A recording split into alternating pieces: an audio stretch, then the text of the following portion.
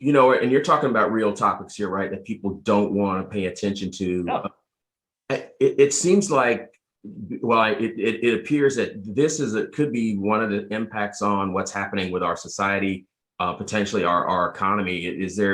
Is something around meritocracy damaging our economy and our society?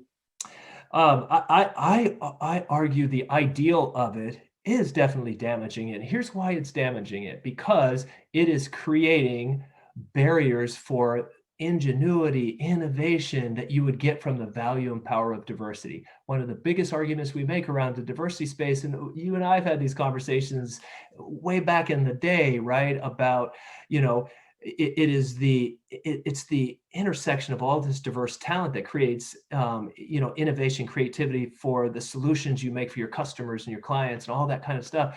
Meritocracy, it creates this insidious circle, if you will, right? It creates an opportunity where certain people, and as Markovich has said and Castillo said, is this snowball effect of inequality, right? Where you have certain people have gotten certain jobs, they've gotten to be able to build wealth and income and power, and they passed on to their kids, and their kids pass on their kids, so it becomes this cycle. And then you have a groups of people who pass on poverty instead of equity and wealth and that kind of thing. So, and then the insidious nature of it, to your point, is then people in the position who benefit from this privilege and this power and this ideal of meritocracy blame the people for their own failure. So they blame the folks who are not being successful on how they're lazy. They don't work hard. They don't do anything. Instead of seeing it's the system they're embedded in, right? You see that? And here's the other insidious thing, Cody, about what you were saying is one of the really the insidious parts of an ideal of meritocracy is it gets the middle class and lower class to believe that they actually are the problem. It is my fault.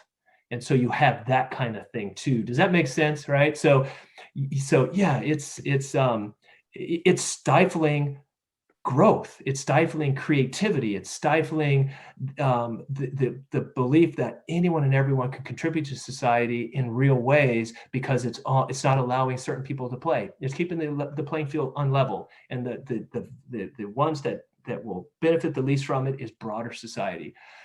Wow. See what I'm saying? So see what happens when you get creativity together, you get multiple people together, and what you can produce and what you can do, right?